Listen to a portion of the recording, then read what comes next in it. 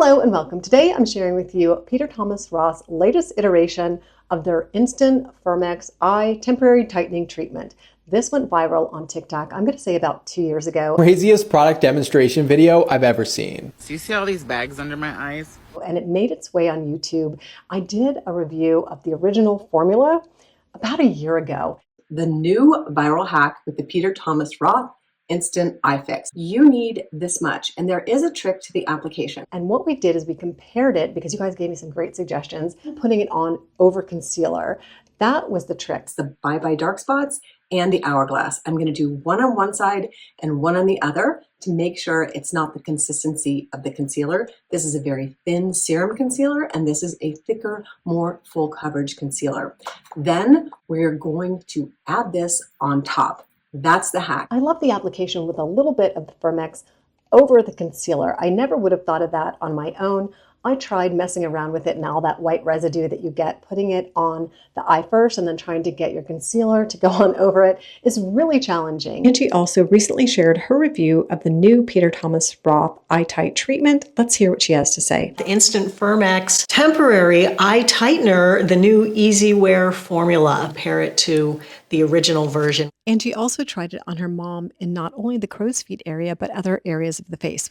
Her upper lip and on her forehead and her 11s and the nasolabial fold. Great to see that you can also put makeup on over it. The one thing I don't see in any of the pictures of mom are the white crusties. Let's compare my favorite method with the Instant FirmX Eye Treatment Original over concealer and the new eye tightening treatment with a slight amount of pigment and a creamier texture. Now, I've only tried this once. It does come with a brush, and I have figured out that slightly dampening that brush really helps the application. So we're gonna follow the directions exactly, and you can decide whether you like the new formula or the original way that I love to wear it with the FirmX eye treatment over concealer. It's really nice that it comes with easy to follow instructions. They say cleanse your skin, put it on clean skin.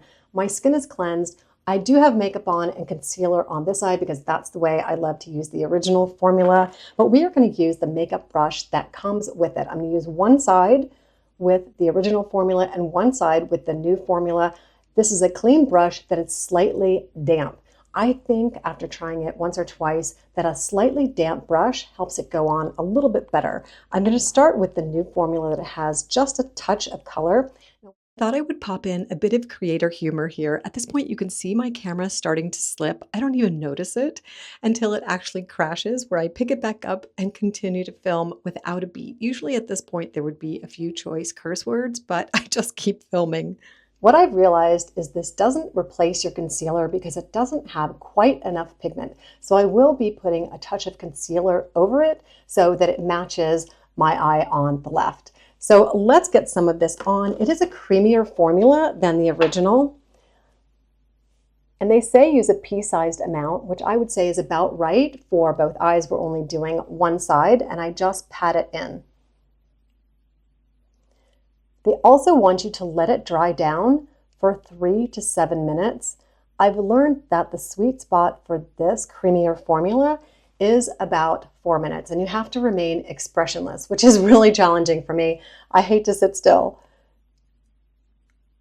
Right, I'm going to use just a touch more, come down a little bit lower, and we'll let that dry down, and we'll work on the original formula on top of concealer on my left eye. All right, let's make sure I've got the right side of the brush. Okay, I've got the clean side of the brush, and you can see the original formula is a little bit stiffer and more opaque. And I think that's why people had so much trouble with the white residue. They say to use a small cotton ball at the very last step to kind of dab away, or a cotton swab to dab away some of that white residue, but sometimes that just doesn't work. So I always put my concealer first and the eye tightening FirmX treatment over it. So let's see how this goes. We're going to do it the original way that I like over my concealer. And you can see that I don't have a lot of under eye bags, but this just softens the under eye and makes it look so smooth and pretty. All right, we're going to let this dry down for about 3 or 4 minutes. I feel like this is almost dried down, but I will tell you the new formula tends to slightly irritate my eye. The old formula doesn't at all. It didn't when I put it on bare skin, and it definitely doesn't on top of my concealer. But the new formula is slightly irritating. Now I have dry, sensitive, somewhat reactive skin. If you have more tolerant skin, it might not bother you at all.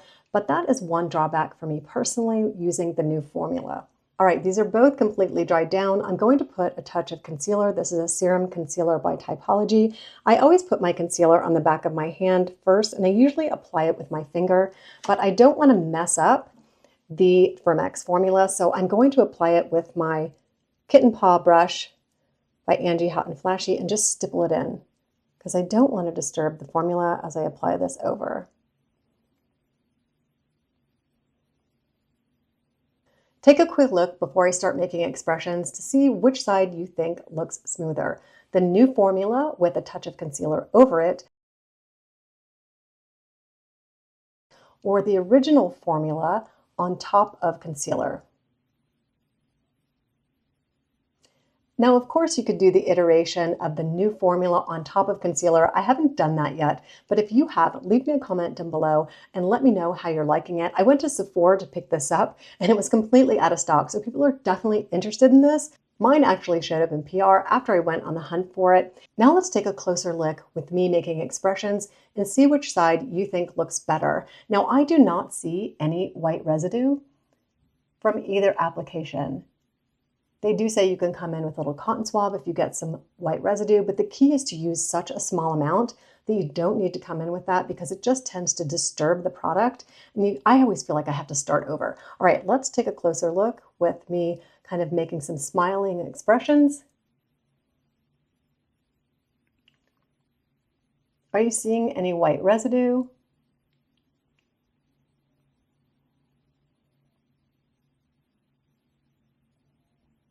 Which side do you think looks better?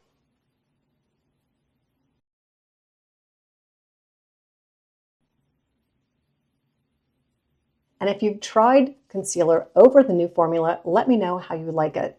I know from my personal experience using this just a couple times that the irritation factor on the new formula just isn't for me.